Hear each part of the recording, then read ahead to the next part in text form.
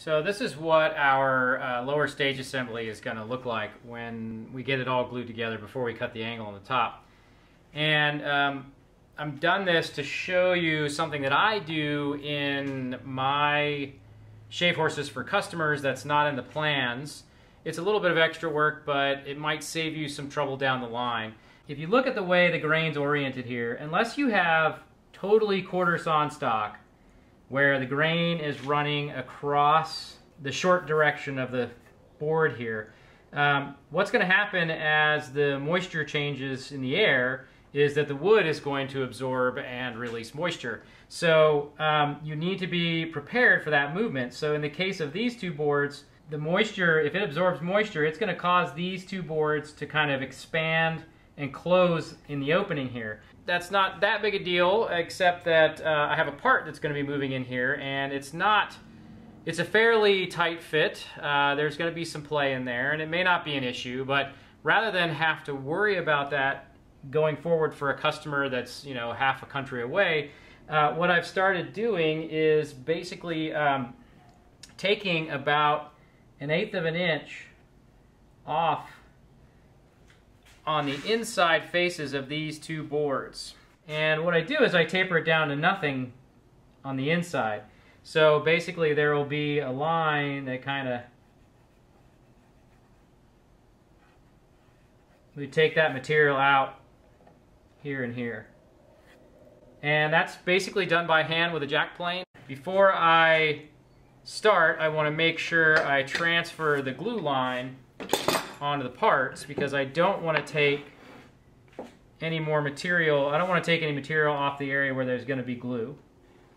So I'm just going to mark this line here on this one and mark this line here on this one. And I should have a left and a right pair. And I'm probably going to start a 1/2 inch from where the glue line is, just to give myself a little bit of margin for error. So now you got a clean line to look at.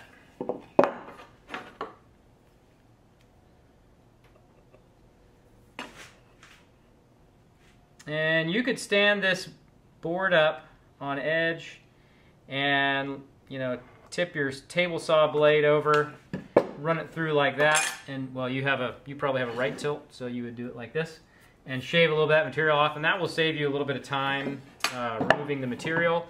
But I don't know if it's worth that much trouble. And I'm just doing these lines, I'm just drawing these lines in so that I've got a rough guide to work from, so I can see how much material I've removed. Okay, so looks like the grain runs this way on this one.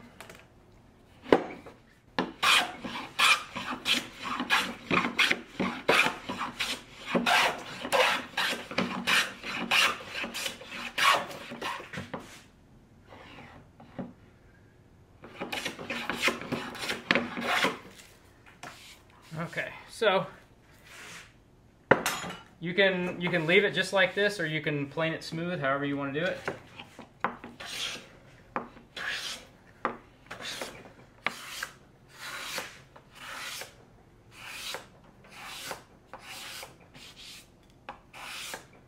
One last check for square.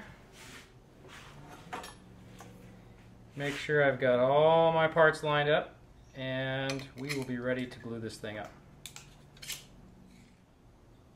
Looks pretty good.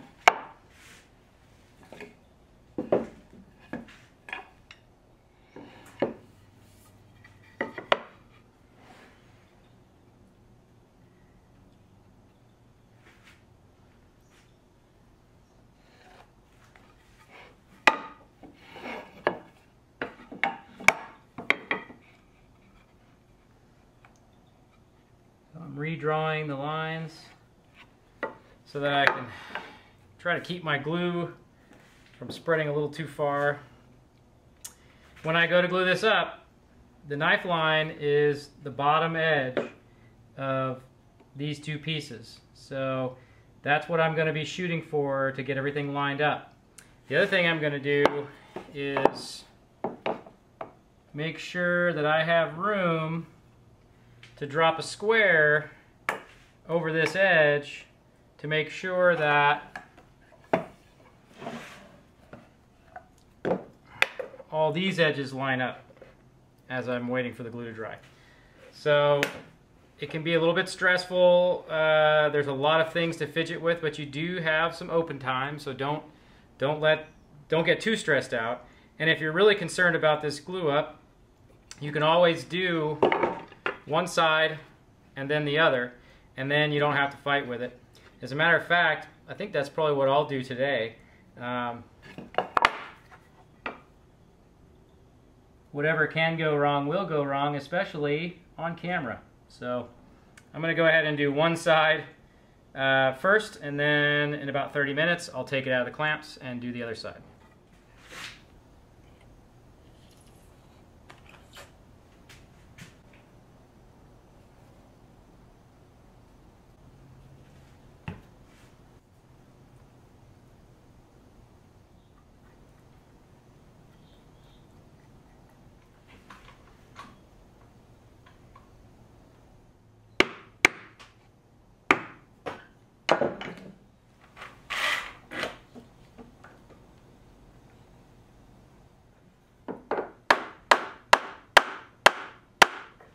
This is a pretty key glue up, so don't be afraid to fuss with it until you get it right.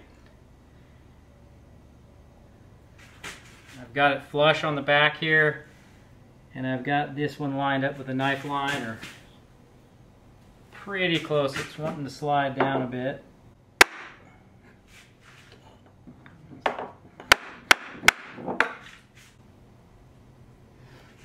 You get to a point where you can't move it anymore. Clean the squeeze off out and set it aside for about 30 minutes. We'll be ready to come back and glue the other half on.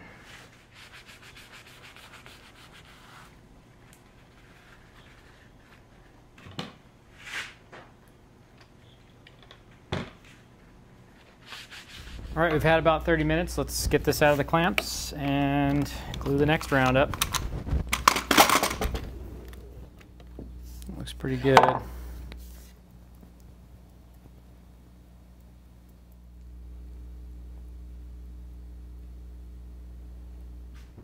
Okay, so rather than clamp to the bench top this time, I'm going to actually stand this up in the clamps because I want to be able to get down into the middle and clean the squeeze out.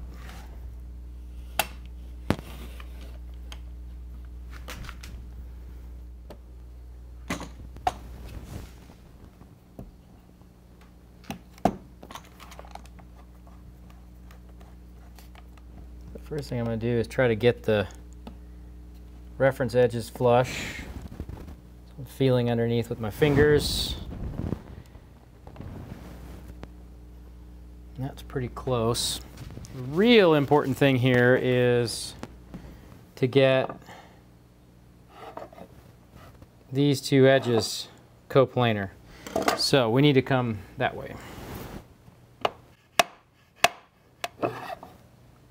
Okay, so we're pretty close here. We're a little bit off here. I'm going to pivot the board a bit.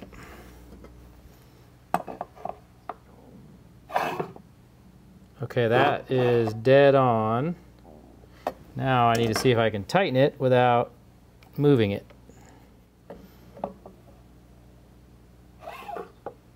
Very good. We don't have a ton of squeeze out in the middle, but I can get to it from either end as long as it's facing up like this. I'm going to go ahead and put an extra clamp on the end here, just to make sure I've got enough force. Anytime you change something, check it with a square. This is too late later on. I want to move this one over towards the middle a little bit more. So I'm not real worried about the squeeze out on the bottom. If it gets on the bench, I'll scrape it off. It's wood. It's not a big deal. It's a workbench. Check it one last time. Still looking good. All right, so now I'm going to clean up the squeeze out. If you're going from glue up to glue up, you can wait as little as 20 or 30 minutes to do that. But I really don't like to stress the glue up for, overnight or 24 hours. So this is going to stay in clamps until tomorrow. And what I can do to stay busy while that is curing is get the material for the top of the stage ready and get it prepared to be notched to fit on this assembly. And that's what we'll do in the next video.